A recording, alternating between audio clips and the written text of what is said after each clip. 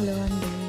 Welcome to సులతాస్ kitchen అండి. ఈరోజు సులతాస్ కిచెన్లో మనం చూడబోయే ఇంట్రెస్టింగ్ డెలిషియస్ రెసిపీ ఏంటంటే వంకాయ రసం అండి. వంకాయ అంటేనే అసలు ఎవరు తినరు, పిల్లలు పెద్దలు అందరూ కూడా ఇలా చేసి ఇచ్చామంటే చక్కగా తినేస్తారు. ఇలాంటి వేడి అన్నం, ఇడ్లీకి, చపాతీలోకి అన్నిటిలోకి చాలా బాగుంటుందండి. మనకి తక్కువ టైంలో సింపుల్ ఇంగ్రీడియంట్స్తో చేసుకోవచ్చు.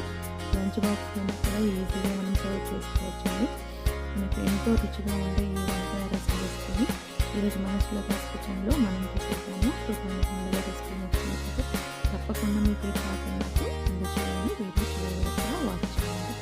రెసిపీ చేయడానికి ముందుగా ఒక నిమ్మకాయ సైజంత చింతపండుని తీసుకొని ఇలా మనం నానబెట్టుకొని రసం తీసుకెట్టుకోవాలి. ఇక్కడ నేను పెద్దగా అన్నం 3 వంకాయలను తీసుకున్నాను. వాటికి ఇలా అంతా ఆయిల్ అప్లై చేసుకున్నానండి. ఎందుకంటే కాల్చుకొని మనం రసం చేసుకోవాలి. అన్ని వంకాయలను తీసుకొని ఇలా ఆయిల్ అప్లై చేసుకోండి. అలాగే ఒక టమాటో ముక్క తీసుకొని ఆయిల్ అప్లై చేసుకొని పక్కన పెట్టుకోవాలి. ఇప్పుడు రసం పౌడర్కి జీలకర్ర, మెంతులు, కొంచెం ధనియాలు కలిపి ఇలా పౌడర్ చేసి పెట్టుకోవాలండి. ఇది పౌడర్ వేసుకోవడం వల్ల రసం అనేది రుచిగా ఉంటుంది. ఇలా మనం పౌడర్ చేసుకొని రెడీ చేసి పెట్టుకోవాలి. ఇప్పుడు వంకాయలను తీసుకొని ఇలా స్టవ్ పైన పెట్టుకొని అటు ఇటు తిప్పుకుంటూ కాల్చుకోవాలండి. గ్రిల్ ప్యాన్ ఉన్నప్పుడు గ్రిల్ ప్యాన్ పైన కూడా పెట్టుకొని కాల్ చేసుకోవచ్చు. ఇక్కడ అన్ని వంకాయలను ఇలాగే నేను కాల్ చేసుకొని పక్కన పెట్టుకున్నాను. టమాటోని కాల్చుకోవడానికి ఇక్కడ కొంచెం మనము ఒక చాకుతోని ఘాటు పెట్టుకోవాలండి. ఇలా టమాటోకి కొంచెం ఘాటు పెట్టుకుంటూ పైన ఇలా మనం స్టవ్ పైన పెట్టుకొని అటు ఇటు తిప్పుకుంటూ ఒక స్పాచులాతో ఇలా తిప్పుకుంటూ టమాటోని అంతా ఇలా కాల్చుకోవాలి. టమాటోని కూడా ఇలా కాల్చుకొని దీన్ని కూడా పక్కన పెట్టుకోవాలి.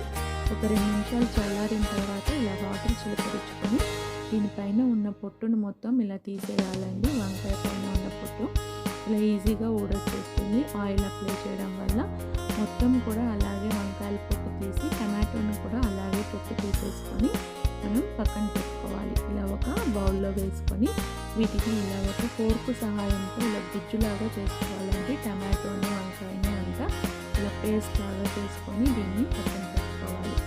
ఇప్పుడు రసం చేయడానికి ఒక బౌల్ తీసుకొని బౌల్లో 2 టేబుల్ స్పూన్ల ఆయిల్ వేసుకొని జీలకర్ర, ఆవాలు, అలాగే ఒక 2 ఎండుమిర్చి, అందులోనే పోపు దినుసులు, మనం మినపప్పు, కొంచెం శనగపప్పును కూడా వేసుకోండి.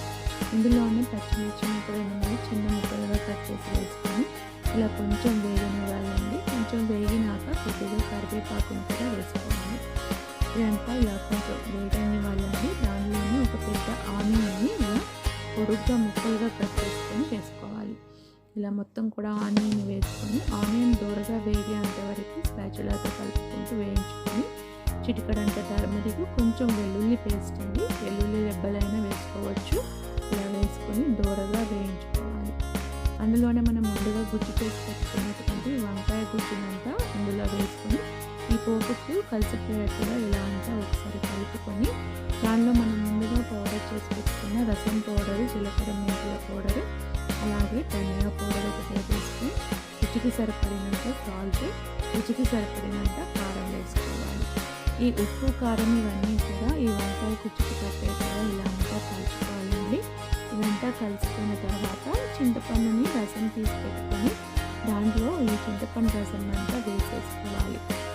వంకాయ గుజ్జులో చింతపండు రసం అంతా వేసి ఇదంతా ఒకసారి స్పాచులాతో ఇలా కలుపుకోవాలండి స్పూన్తో. దీని 1 నిమిషం పాటు అలాగే మనం ఉంచేసామంటే ఇలా చక్కగా మనకి మరిగిపోతుంది రసం అనేది. ఫైనల్గా కొంచెం కొత్తిమీరను వేసుకొని దీన్ని అంతా ఇలా ఒకసారి కలుపుకుంటే రసం రెడీ అయిపోయినట్టేనండి. ఎంతో టేస్టీగా ఉన్న ఈ రసంని ఇలా ఒక బౌల్లోనికి ట్రాన్స్ఫర్ చేసుకోండి. చూడడానికి కాదు, మనకి తినడానికి కూడా ఎంతో రుచిగా తేలికగా ఉండే ఈ వంకాయ రసం అండి. మనకి చాలా సింపుల్గా ప్రిపేర్ చేసుకోవచ్చు. అందరూ ఇలా చేసామంటే చక్కగా తినేస్తారు. మీకు కూడా ఈ రెసిపీ తప్పకుండా నచ్చింది అనుకుంటాను. నచ్చినట్లయితే తప్పకుండా షేర్ చేసి చూడండి, లైక్ చేయండి, సబ్స్క్రైబ్ చేయండి, కామెంట్స్ని కూడా షేర్ చేయండి, వీడియో చివరి వరకు వాచ్ చేయండి. ఈరోజు టిప్లోకి వెళ్ళామండి. తరచుగా మనకి స్టమక్ పెయిన్, హెడేక్ లాగా వస్తూ ఉన్నట్లయితే కొంచెం హాట్ వాటర్లో సాల్ట్, జీలకర్ర వేసుకొని తాగుతూ ఉన్నామంటే నొప్పి అనేది తగ్గిపోతుందండి. Very simple and easy tip అండి. Thank you.